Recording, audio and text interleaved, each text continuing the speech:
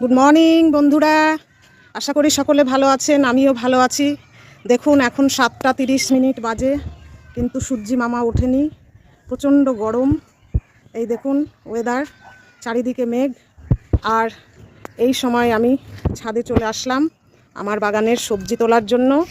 আজকে আমি তুলব পুঁই শাক। আমার ছেলেমেয়েরা বলছে মাছের মাথা দিয়ে পুঁই শাকের ছেঁচড়া খাবে, তাই চলে আসলাম।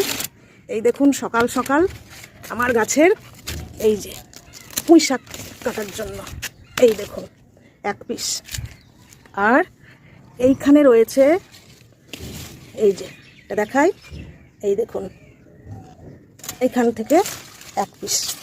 দেখুন কি বিশাল সাইজ। এই দেখুন এই দুটো কাটলেই কিন্তু এনাফ, আর লাগবে না, এতেই আমাদের হয়ে যাবে।